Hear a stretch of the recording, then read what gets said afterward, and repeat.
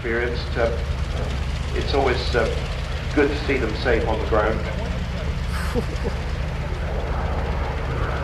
And from left to right, here comes the Hurricane.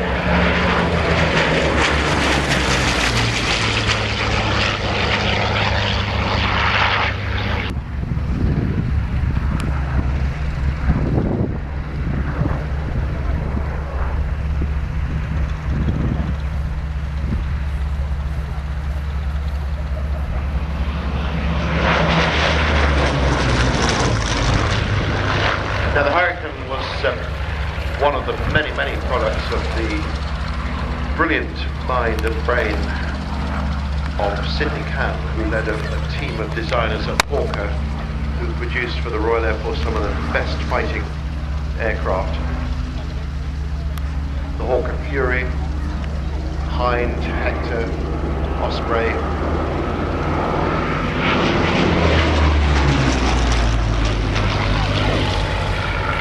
But Cam and his team realised that the days of biplane were numbered and designed a Fury monoplane, which was the Hurricane's name before it was named Hurricane.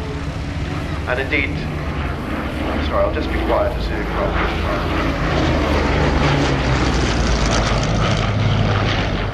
If you look at one of the Hawker biplanes of the 1930s, the Hind or the Fury, and just as it were, half close your eyes and take away the top wing, you can see the very characteristic, almost humpback shape of the Hurricane.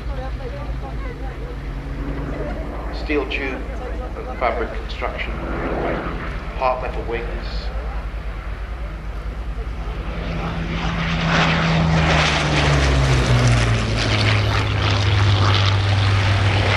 The Hurricane was very robust and a very stable gun platform, and indeed bore the brunt of the attacks in the Battle of Britain. Against its more glamorous sister aircraft, the Spitfire, the Hurricane was somewhat overshadowed. But we ought to remember that the Hurricane indeed claimed more aircraft destroyed during the days of 1940 in the Battle of Britain than did the Spitfire. Of course, it entered service with the Royal Air Force a year before the Spitfire.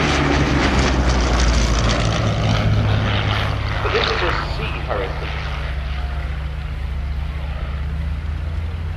Never really intended to fly from aircraft carriers. The situation became so desperate because of the losses from U-boats, North Atlantic shipping losses in the North Atlantic, that something had to be done. And to ward off the Focke-Wulf Courier long-range maritime patrol aircraft, it was decided to equip aircraft carriers, which were hurried conversions of normal cargo ships, with these aircraft, the Sea Hurricane.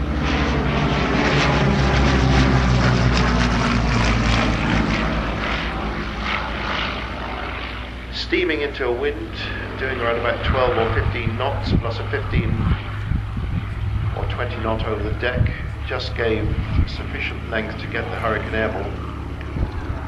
Not a great deal of thought was given to getting the aircraft back, but nonetheless the aircraft were fitted with an arrestor hook, and the vast majority of them did manage to get back onto deck. And serving in appalling conditions in the North Atlantic, these aircraft were flown by some very brave aircraft.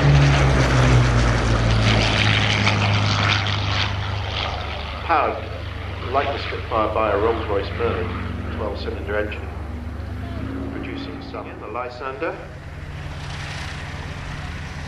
It sometimes doesn't appear to be such a big aeroplane as it is. It is a large aeroplane, capable of carrying a crew of 2 or 3, and I would guess there may well have been occasions when half a dozen people who will have crammed themselves aboard that airplane. A radial engine,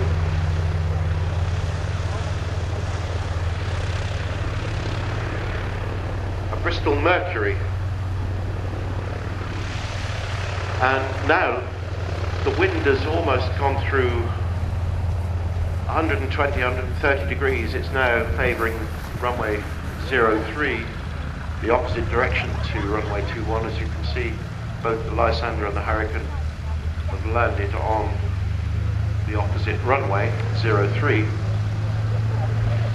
We really do hope that the wind will play its part in allowing us to fly at least two of the Edwardian aeroplanes later this evening.